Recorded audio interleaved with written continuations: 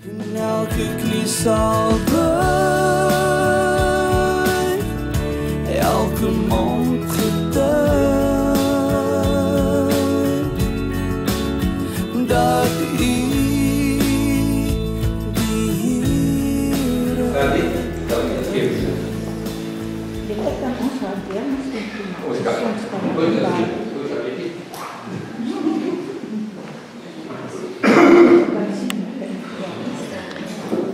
Here Paddy, sal jy omgee om so half stil te staan? Soos 'n dominee stil staan, ja, asseblief. Maar ek sê ek mag nie soos 'n dominee. Ja, maar jy mag soos 'n dominee stil staan. Ek gaan agter verskyn mense. Vriende, wat 'n groot voorreg om klink dit soos 'n dominee? Nee. Jy kry 5 minute om in te oefen. Waar moet ek begin met Riekert? Ek onthou ons was in Engeland en ons het in die woud gebly. En ek het hom gekontak en ons het begin gesels. En ek het nooit kon droom dat ons 4 jaar later hier gaan wees by julle. Ek het nog eendag so 'n videoetjie van gevat van die blomme in die woud. Daar was 'n woud agter ons tuin met hierdie persblommetjies wat uitkom en bokkies wat spring en toe roep die Here ons terug Suid-Afrika toe. En ons het dit nie beplan nie, ons glo die Here het dit so beskik. So dis 'n groot voorreg om vanaand by julle te wees en ek voel daar klaar tuis. Ek ken 'n paar mense wat ek ken vir 'n paar jaar al wat ook 'n paar sakke sout al opgevreet het vroeër jare vir die Here. So dis 'n groot voorreg om hier by julle te wees. My bediening, ek het 'n paar boeke gebring as ek van julle belangstel na die tyd om ons verhaal bietjie met julle te deel. Maar wat die Here op my hart gesit het, is 'n boodskap waaroor ek geworstel het toe Riekert my vra en hierdie boodskap wou nie weggaan nie. So ek glo dat die Here dit op my hart geplaas het om vanaand met julle te praat oor die volgende. Is jy en ek vasgevang in 'n valse evangelie wat deur wolwe in skaapsklere aan ons verkoop is? Is ek en jy vasgevang in 'n valse evangelie wat deur wolwe in skaapsklere aan ons verkoop is? En die van julle wat Bybels het, ek wil hê julle moet oopmaak by Romeine hoofstuk 8. Dis nou die enigste boek wat Riekert nog nie gedoen het. En daar's 'n baie spesifieke rede waarom ek wil hê ons moet Romeine 8, die laaste 3 verse. Ons gaan dit lees. So hou jou vinger op daai laaste 3 beroemde verse. En ek wil hê jy moet die hele tyd in jou agterkop dink aan hierdie vraag wat ek vir jou gevra het. Is ons vasgevang in 'n valse evangelie? Deur wolwe in skaapsklere wat ons probeer mislei en 'n vervalste evangelie aan ons verkondig. Ons gaan hierdie vers nou lees. En dan gaan ek dit vir julle verpak saam met 'n paar ander tekste wat gewoonlik saam met hierdie teks verpak word en verkoop word om vir mense te sê jy is okay. Niks kan jou skei van die liefde van God in Christus. Die Here hou jou vas. Die Here sal jou nooit los nie. Niks kan jou skei van sy liefde nie. Maar wat ek vanaand wil doen is, ek wil 3 groot gevaar, kom ons noem dit bewegings in die kerk, wil ek gebruik om vir ons aan te toon hoe hierdie vers in Romeine 8 gebruik word om mense te paai, om hulle te verblind. En vanaand moet ons vir onsself afvra, is ek ook verblind? Dat ek besig is met dinge wat die Here se naam onteer, dat ek nie werklik in Christus is nie. Maar ek sê, niks skei my van die liefde van die Here Jesus nie. So ek gaan 3 sake met ons bespreek. Van mense en kerke en dominees wat sê, niks skei ons van die liefde van die Here nie. Liefde is liefde, die Here is by ons, die Here hou ons vas. En 'n klomp tekste daarvan by mekaar hark, en die hele tyd die liefde van die Here vir ons gee, maar daar is ander dinge waarmee ons besig is, en ons besef nie dat ons eintlik besig is om 'n vervalste evangelie te skep en onder 'n wanpersepsie leef in die proses. So ek gaan 3 sake met ons bespreek. Die eerste ene, wat ek net eers sê, as jy nou die eerste een hoor en jy's geskok en sê dis daarom nou nie ek nie, of die tweede een sê dis nou ook nie ek nie, wag vir die derde een. Wag vir die derde een. Die eerste saak wat ek wil noem, en hou nou die hele tyd in julle agterkop Romeine 8. Wat kan ons skei van die, niks kan ons skei van die liefde van die Here nie. En nou hierdie waarheid saam met hierdie eerste saak word nou met mekaar getrou deur van hierdie leraars. So die eerste saak is intergodsdienstige aanbidding in Suid-Afrika. Julle sal weet, onlangs was daar iemand van 'n ander godsdiens op 'n kansel wat nie glo dat Jesus gesterf het vir ons sondes. En as jy met die gemeentelede en die predikante praat, dan sal hulle sê, niks kan ons skei van die liefde van Christus. Kan ek vir jou lees wat sê Paulus in 2 Korintiërs. Blaai gou saam met my, 2 Korintiërs hoofstuk 6. 2 Korintiërs 6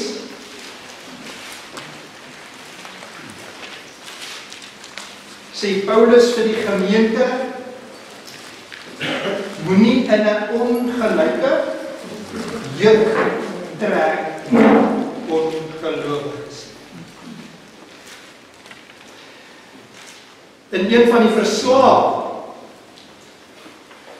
wat gedien het by hierdie kerk, sê hulle die volgende, ek wil vir jou aanhaal wat hier staan. Niemand van ons kan aanspraak maak op 'n korrekte manier van glo nie. As hulle sê, ek glo in Jesus, is vir my die weg en die waarheid in die lewe.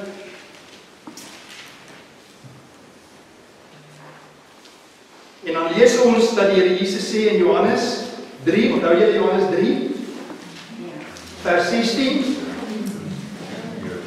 wanneer laas het jy Johannes 3 vers 17 en 18 gelees?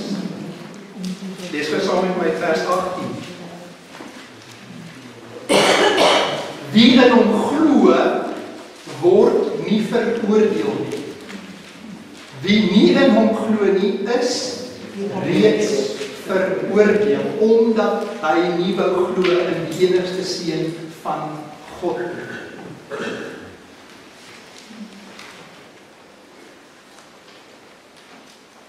Intergodsdienstige aanbidding, wat sê die skrif, en dan sal leraars sê, niks kan my skei van die liefde van Christus.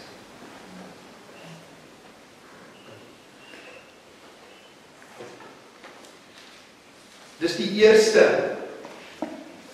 valse evangelie wat ek vir ons nou noem. Lekker klink dit soos 'n dominee. Nog nie. Dis die eerste een, en ek vermoed meeste van ons wat hier is, sê daaroor duidelik. Daar's nie vir ons enige kompromie wat hierdie saak betref nie. Die tweede een is 'n bietjie moeiliker vir mense in sommige kerke.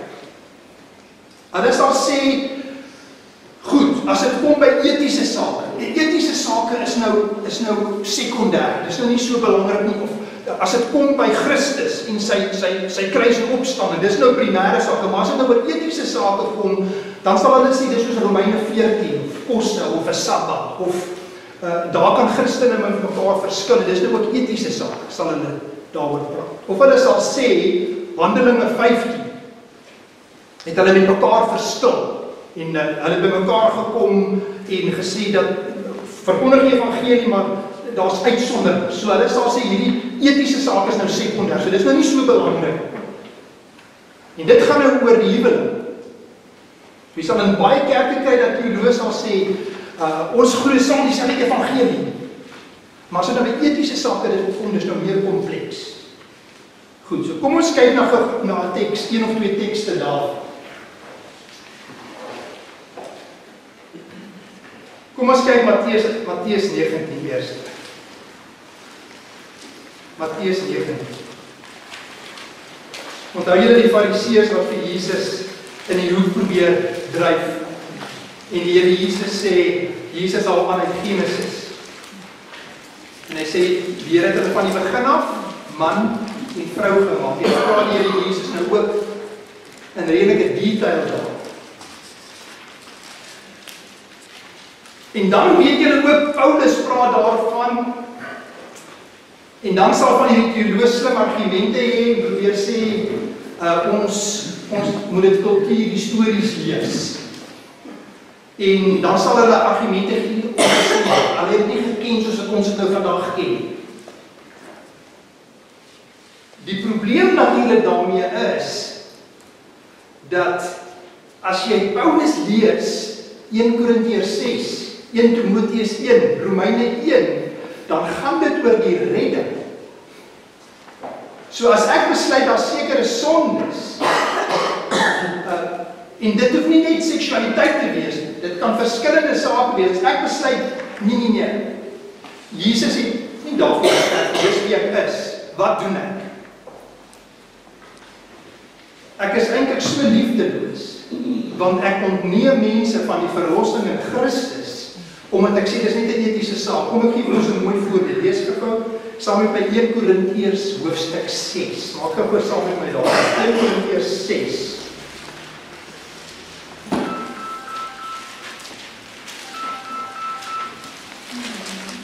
Korintiërs hoofstuk 6. En hier noem Paulus nou 'n klomp verskeidenheid sondes op. Vers 9. Ek gaan dit vir ons lees, so 'n stukkie. Weet julle nie dat onregverdiges die koninkryk van God nie sal beerwe nie? En ek moes nou hierdie my Grieks, Rieker, moes ek die Griekse woorde gaan lees in detail. En hier is nou rowers, dronkaards, diewe, porneia, dis die Griekse woord wat hulle gebruik vir pornografie.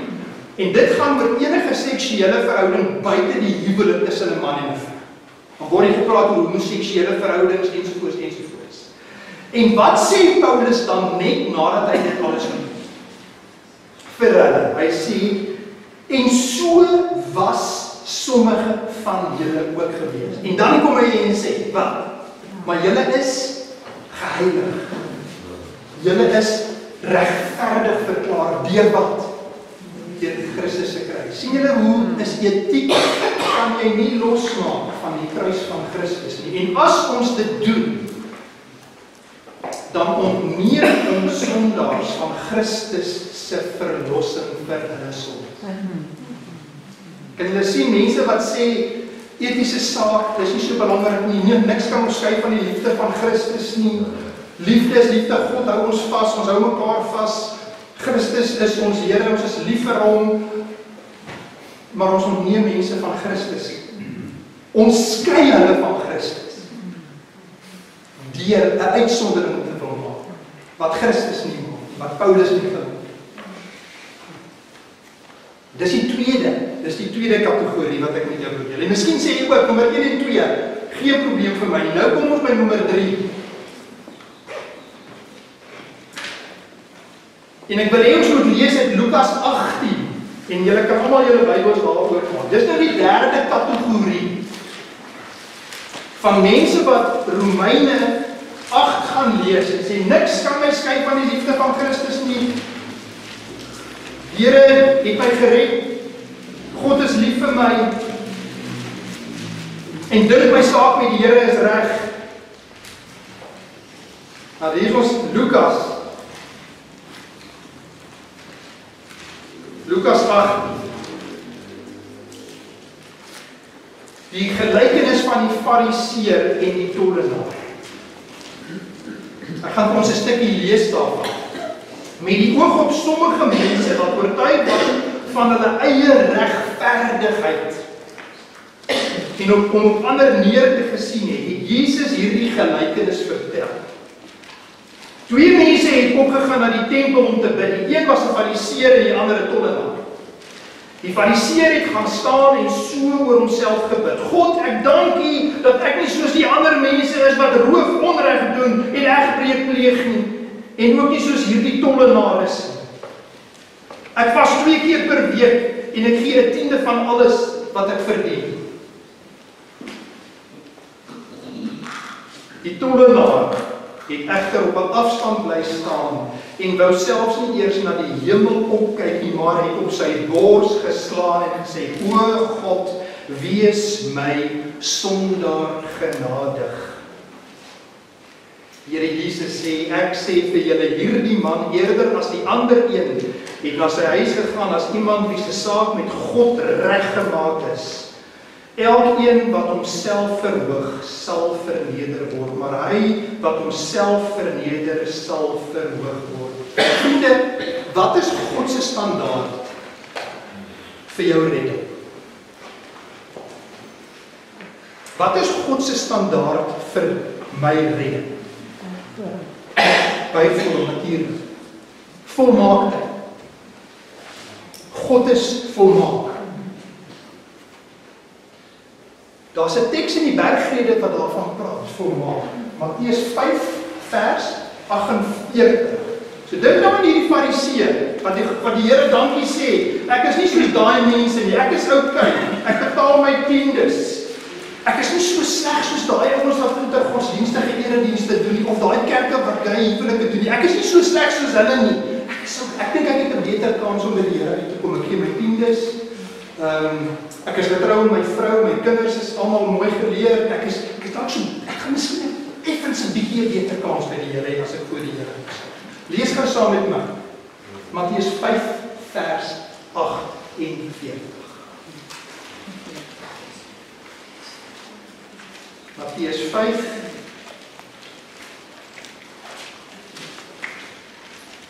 vers 48. Die Here Jesus het nou net 'n klomp dinge bespreek van die fariseërs, waar hulle al hierdie reëls gemaak het van hoe dat hulle allerlei ekstra goedjies gaan byvoeg het en hoe gaan hulle nou beter as ander mense wees en om vir mense te wys kyk hoe oulik is ek. En elke keer kom Jesus en in Engels sê ons, he just raises the bar so high.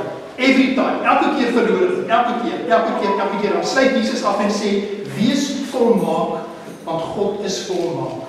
Ok, hou daai gedagte. Wie van ons is volmaak? Wie van ons verdien Christus se offer vir ons sonde? Wie verdien sy genade? Of dit intergodsdienstige eredienste of homoseksuele huwelike is of een gedagte sonde, ons almal staan onder die oordeel van God. Julle manne, die Here Jesus praat net voor 5 vers 48 oor egbreek. Die fariseërs sê nie, ek is getrou aan my vrou. Wat sê die Here Jesus?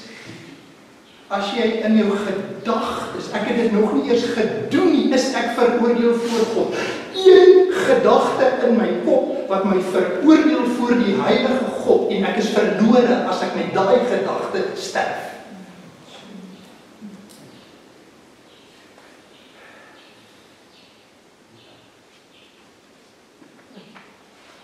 So hoe kan ons kom by Romeine 8? Vir wie is Romeine 8? Niks kan ons skei. Hoe kry ek daardie liefde van Christus wat my nie kan skei van 'n heilige God wat 3 maal heilig is, wat geregtig is, wat volmaak is, wat hierdie wêreld gemaak het, wat alles geskep het uit niks. Uit niks het God die heelal geskep. Hy is onsagwekkend groot en heilig. Hoe kan ek met daardie God die skeidsmuur gebreek word? Hoe gebeur dit? Vriende, kom ons gaan gou-gou En ons gaan afsluit met Romeine 8. Ons gaan afsluit met hierdie vers wat misbruik word. Kom ons gaan gou terug. En ek wil vir jou vat net weer 'n paar verse van Romeine wat opbou tot daar waar die Here sê niks skei my van die liefde van God in Christus nie. Ek lees vir jou 'n paar verse. Jy kan net luister. Onthou Romeine 1 praat oor die wêreld. In die Romeinse konteks, die mense wat na die afgodstempels toe gaan. En wat sê Paulus daar? God se oordeel word uitgegiet op hulle wat in hulle goddeloosheid volhard. God gee hulle oor aan hulle goddeloosheid. Omdat God is heilig. En dan praat hy so mooi om te sê dat ons gaan sien wat God gemaak is, dat daar is 'n God. Maar God gee hulle oor aan hulle sonde, omdat God heilig is. En net voordat ek en jy dink in hoofstuk 2, maar ons is dan 'n bietjie beter, dan sê die Here basies presies dieselfde vir die Jode. Hoor hierdie woorde, hy sê, jy wat sê, jy mag nie egbreek pleeg nie. Pleeg jy nie self egbreek nie, want hierdie Jesus in Matteus, net in jou gedagtes, jy kan egbreek in jou gedagtes pleeg.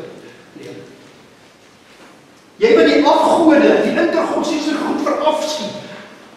En daai mense kan maklik veroordeel in daai ander kerke. Pleeg jy nie self tempelroof van die Here nie? Jy wat jou beroem op die wet, jy doen God oneer aan deur die wet self te oortree. Aan die naam van God word jy julle toedoen onder die heidene belaster. Dit was die heilige Jode, wat dink ons is bietjie beter. Ons wat dink ons is 'n bietjie beter. Hierso, of jy groot geword het buite die kerk of in die kerk, dieselfde sonde onder God se oordeel. Nie groot sondes, klein sondes nie. En dan hoofstuk 3. Vriende, nou kom Paulus en hy sê nou het ons oor almal gepraat. Nou sê hy in hoofstuk 3, hoor hierdie woorde. Dink ook aan God wat heilig is. Dink aan die standaard wat so hoog is, niemand gaan ooit daai heiligheid kan besef op daai heilige vlak kom nie. Hoor wat sê Paulus, hy sê, daar is niemand regverdig nie, selfs nie een. Vriende, hoeveel keer het jy al gehoor by 'n skoolfunksie met 'n skoolhoof of 'n onderwyser wat sê, ag, ons is eintlik almal tog inherent goed. Ons is van nature, is ons goed.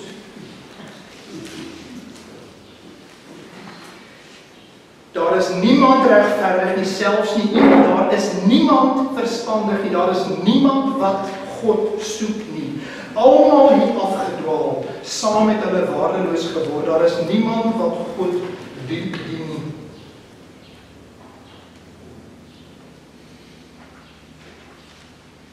Het ons die punt, hoofstuk 3. En hier kom die wonderlike nuus. Dit is nou hier waar hy skeidsmuur gaan val. Almal het trouens gesondig. En tog word hulle deur God se genade regverdig verklaar deur Jesus Christus.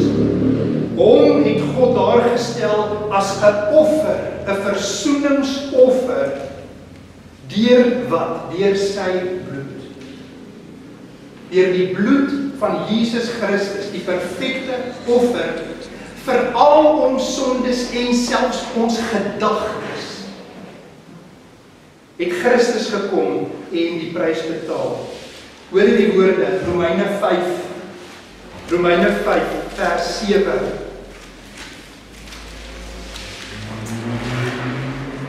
Paulus sê, 'n mens sal beswaarlik vir 'n regverdige sterf. Ja, 'n mens sal dalk nog die moed hê om vir 'n goeie persoon te sterf. Maar God bewys sy liefde vir ons daarin, dat Christus vir ons gesterf het, toe ons nog sondaars was. Is dit die liefde, is liefde van die wêreld? Rieket, het dit verseker al baie vir julle verduidelik. Agape, daai woordjie liefde, is 'n woordjie wat as jy na die Cambridge Lexicon vandag gaan, dan is daar 'n verwysing na die Nuwe Testament, wat daai woordjie agape gekoin nie. Jy kry hom nie in die antieke tekste nie. Daai soort liefde is nie 'n liefde van die wêreld nie. Dis nie phileo liefde, ons is pelle nie. Dis nie eros liefde, man en vrou nie. Agape liefde is die liefde wat God vir ons gehad het om te sterf aan die kruis. Dit is 'n duur liefde. En vriende, dis ook nie net in 1 Korintiërs 13 spookasem liefde. Daar staan die liefde verheug hom in die waarheid. Daar is 'n inhoud aan daai liefde. Dis duur gekoop. Dis kosbaar. Daai bloed van Christus het ons gekoop en ons gered van die dood en die verderf. God bewys, Romeine 5 vers 8, God bewys sy liefde vir ons daarin, dat Christus vir ons gesterf het, toe ons nog sondaars was. Vers 9, hoeveel te meer sal ons deur hom van die oordeel gered word? Vriende, hoeveel plekke is daar vandag wat ons nie meer hoor, daar's oordeel wat word? Soveel ooms en tannies en ouens wat met kontakkie sê, maar hoorie, ons gemeente, ons hoor die evangelie, die liefde van die Here, dan praat ons van wanneer laas was daar 'n preek wat gepraat het van ons staan onder die oordeel van God en ons moet tot bekering kom. Dis prediking wat ons nie meer hoor nie. Christus kom, red ons van die oordeel. Nou dat ons deur sy bloed geregverdig is. Vriende, en dan hoofstuk 8. Hoor net hierdie woorde. Nou kom ons by hoofstuk 8. Wat kan ons skei? Wat kan ons skei van die liefde? Kan jy dit beleef, hierdie onmoontlikheid om jouself te red? Selfs my gedagtes wat my veroordeel. En hier kom God en sê, ek betaal selfs vir die sondes wat jy in jou gedagtes gedoen. Christus kom en betaal en ek word die geregtigheid van Christus in God. Vriende, wat 'n bevryding is dit? Wat 'n versekering is dit? Wat 'n hoop gee dit? Wat 'n vrede gee dit vir jou en my? Hoor, Romeine hoofstuk 8. Rieker, jy gaan hoofstuk 8. Ek het 'n vermoede jy gaan baie lank uit hoofstuk 8 preek wanneer jy Romeine gaan doen. Dis 'n lang, dis een van my geliefde hoofstukke. Ek gaan net 'n paar verse vir ons lees. Hoor hierdie woorde. Daar is dan nou geen veroordeling vir diegene wat in Christus is nie.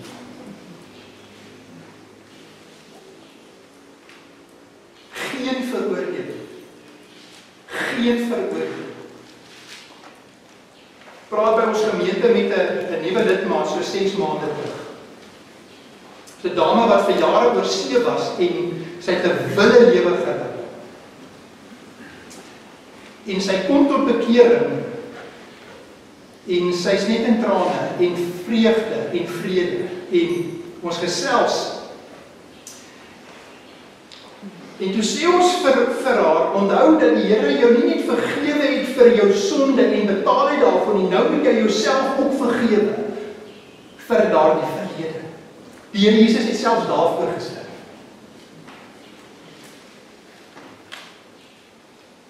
Was daai mooi teks 2 Korintiërs 5 vers 21. Pas so mooi hier by in 2 Korintiërs 5. Hoor die woorde. Vers 17. Daarom as iemand in Christus is hy 'n nuwe skepsel. Die ou is verby. Kyk, alles het nuut geword. Vers 21. Hy wat nie sonde geken het nie, is vir ons sonde gemaak sodat ons kan word die geregtigheid van God in Christus Jesus. My vertaling. Begin julle sien hoe dit verstaan moet word? Niks skei ons van die liefde van Christus nie, wanneer ek tot bekering gekom het. Wanneer Christus betaal het vir al my sondes, dan het ek daar vrede, dan het ek daar die toegang tot haar.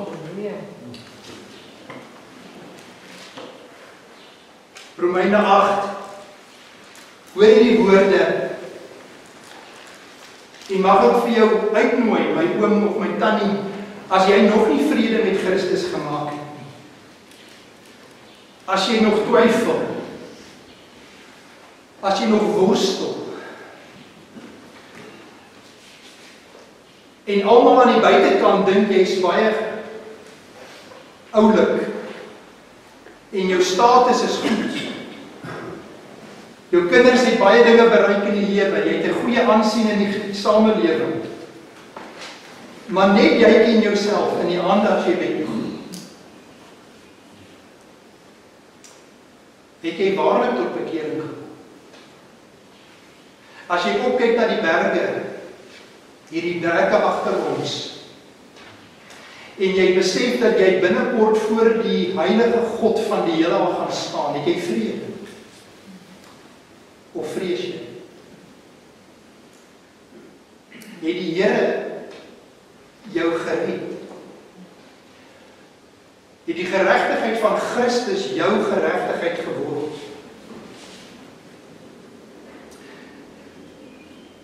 Laat ek voor ek die laaste stuk lees nog net 'n gedagte deel oor Romeine 3 en 5.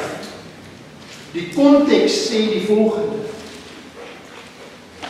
jy is skuldig bevind en ter dood veroordeel.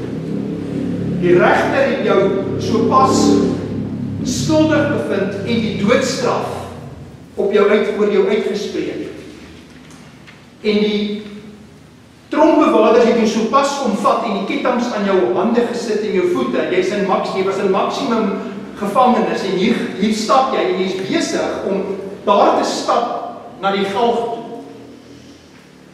En terwyl jy stap, kom Christus ingestap. En hy kom na die regter toe en sê, ek sal in sy plek sterf en die oordeel dra. En dan kom Christus en hy haal dit af en hy gaan sterf vir jou. Dit is Romeine 3 en 5. Het Christus dit al vir jou en vir my gedoen? Hoor jy die woorde? As God vir ons is, as hy jou doodstraf betaal het, wie kan teen jou wees?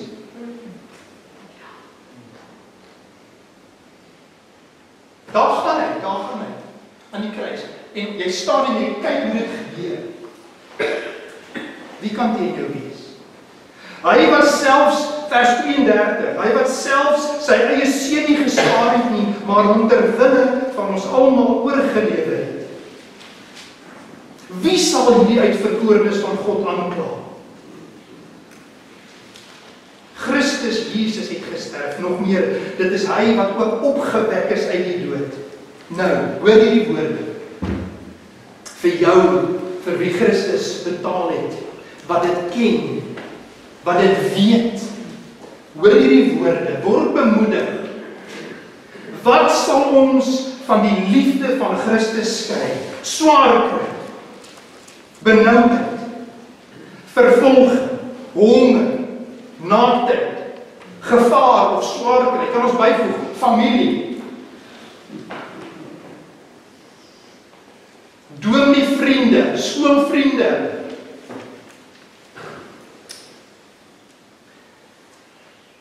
vers 37, die gaan ons, hoor jy die woorde. Maar in al hierdie dinge is ons, die kan my woorde saam met my sê, meer as oorwinnaars, deur wat? Deur hom wat sy liefde aan ons bewys het. En nou hierdie woorde, wil julle, kom ons maak almal ons oë toe, en as jy geloofsekerheid het, sing in jou gees, of sê hierdie woorde in jou gees saam, as jy dit nie het nie, roep uit na die Here, om jou te red. Hoor hierdie woorde, ek is immers daarvan oortuig, dat geen dood, geen lewe, geen engele, geen magte, of teenswoordige of toekomstige gebeure, of kragte, of hoogte, of diepte, of enige iets anders in die hele skepping my kan skei van die liefde van God wat daar in Christus Jesus is.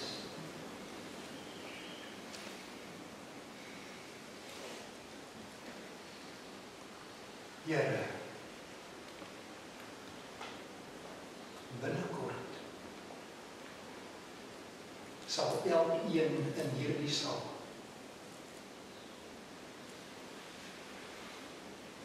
aangesig tot aangesig met die lewende God staan.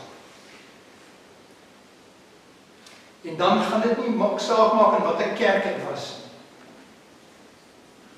Dit gaan nie saak maak waar ek was, waar ek gaan aftree. Dit gaan nie saak maak of ek Afrikaans of Russies of wat 'n taal ek praat nie. Dan gaan die vraag wees, waarom moet jy toegelaat word?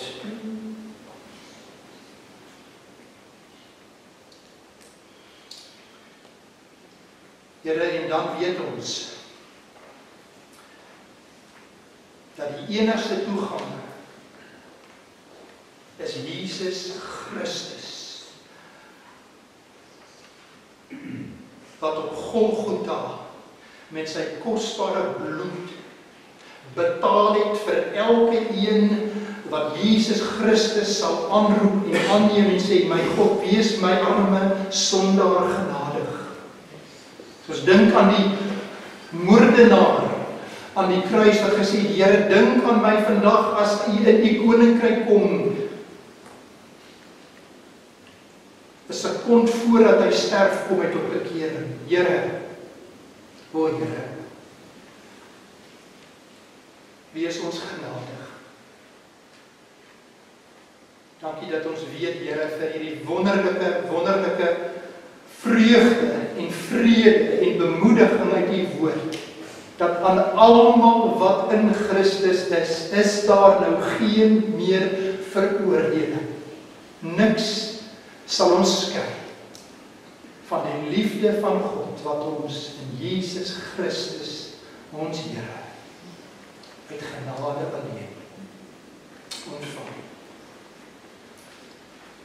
Ons loof U en ons prys U en ons aanbid. Halleluja. Ons is lief vir U, Here Jesus.